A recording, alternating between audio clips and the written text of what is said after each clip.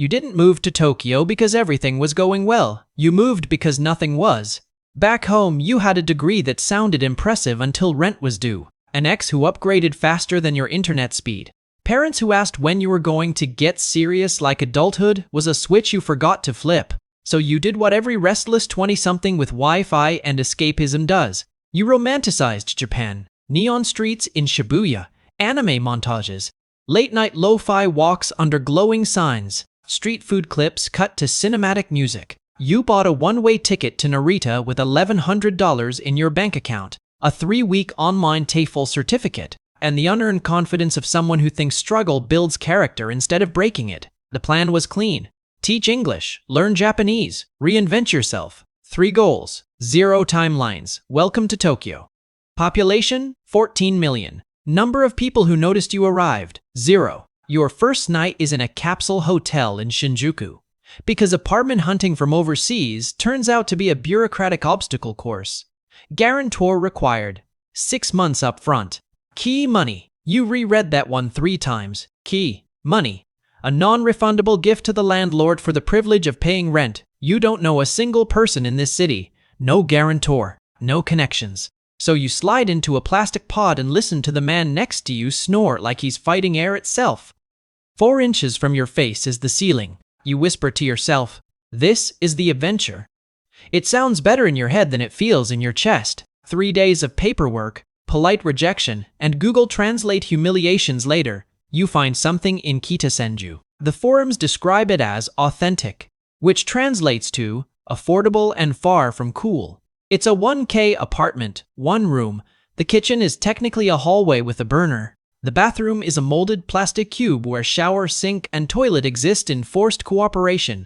65,000 yen a month. In Tokyo, that's considered mercy. You unpack your 1 suitcase. There's no furniture, so you sit on the floor. Convenience store. Rice ball in hand. You stare at the wall. This is home now. Your job is at a conversation school called Bright Future Academy. Aggressively optimistic name. You teach 6 45-minute classes a day. Businessmen who need phrases for overseas meetings. Retirees who need someone to talk to. Students who are too polite to correct your mistakes. The salary sounds decent, 250,000 yen a month, until you subtract rent, utilities, health insurance, residence tax, mandatory pension you'll probably never collect. After everything, you're left with about 90,000 yen, roughly $20 a day to survive in Tokyo. You become loyal to Matsuya, 380 yen for a beef bowl and a reason not to starve. The night shift worker starts making your order when you walk in. He doesn't know your name, but he knows your bowl. In this city, that qualifies as intimacy. The loneliness doesn't explode. It settles. It rides the train with you from Kitasenju to Ikebukuro and back. You don't speak enough Japanese for depth. Your coworkers clock out and vanish. Other foreign teachers are either burned-out lifers or temporary ghosts. Time zones become emotional barriers. When you're awake, home is asleep. When they're alive, you're working. You exist in a 12-hour gap between 2 worlds. Neither reaches across. Then you meet him, your neighbor, Yamamoto-san, early 60s, retired, lives alone. You bump into him in the hallway.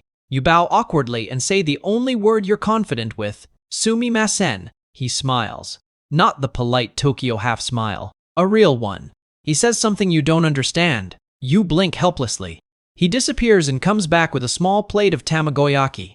He hands it to you like it's nothing. You eat it standing over your sink. It's the best thing you've tasted in weeks, not because of flavor, because it was made for you.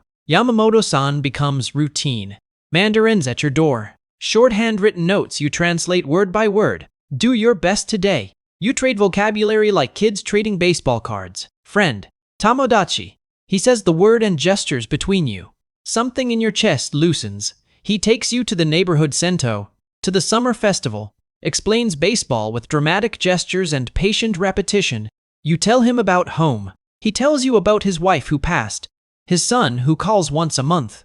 Loneliness doesn't need shared language. It just needs recognition. Slowly, Tokyo feels survivable. You buy a small table, a floor chair, a plant you name Kenji. Naming things makes them harder to lose. Your Japanese improves. Students request you. Suzuki-san brings cookies every Tuesday. You apply for your visa renewal. For the first time, you browse bigger apartments. You stop thinking of Tokyo as temporary. You start thinking, maybe this is mine. It arrives in a government envelope. You expect approval. Instead, notice to appear. Immigration interview. Suspected violation of conditions of stay. Your body goes cold. You've done nothing wrong. At the bureau, the officer asks clinical questions, then slides a report across the desk. Anonymous tip.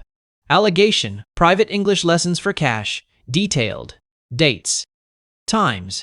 Students entering your building in the evenings. You haven't taught anyone privately. Nobody enters your apartment. Except one person. The one whose door faces yours. You stand in the hallway between your doors. You knock. Yamamoto-san opens it with the same warmth. You ask him directly, "Did you report me?" He doesn't hesitate. He explains calmly. The ward offers a civic cooperation incentive, 30,000 yen per verified immigration report. He's filed for, since you arrived, 120,000 yen, about $820,000. The tamagoyaki was weak too. Your brain does math because your heart can't. You weren't his friend. You were proximity. The investigation drags on. Your school submits documents. It doesn't matter. Citizen report versus foreigner denial. The equation was solved before you entered the room. Visa revoked. 2 weeks to leave voluntarily. Voluntary. You packed the same suitcase you arrived with. Heavier now. Textbooks. Festival charm. Chopsticks from your birthday. You throw the chopsticks away. You leave Kenji the plant on the windowsill. Plants don't get deported. You walk through Kita Senju. The convenience store glows. Train rattles overhead. Steam rises from the Sento vents. The city doesn't pause. It doesn't mourn. It doesn't notice. And that's the cruelest thing about Tokyo. It let you love it. It let you build something. Then it let one man sell it for 30,000 yen a month. Without blinking. Narita Express. Window seat. Tokyo shrinks behind you. Skyscrapers. Train lines. Millions of lives stacked in tiny boxes. Back home, your mom hugs you. I'm glad you got that out of your system. She means it kindly. It lands like a verdict. To everyone else, it was a phase. To you, it was real. The apartment gets cleaned in one afternoon. Poster down. Table gone. Kenji dries out within a week. A new tenant moves in. Maybe a student. Maybe another foreigner with a plan. Yamamoto-san knocks on the door. Plate of tamagoyaki in hand. Same smile. Tokyo keeps spinning, because in a city of 14 million, one foreigner disappearing isn't tragedy, it's vacancy. The story you just heard is fiction. But if you've ever lived alone in a foreign country, you know, the loneliest moments aren't when nobody talks to you. They're when someone does, and you realize it wasn't real.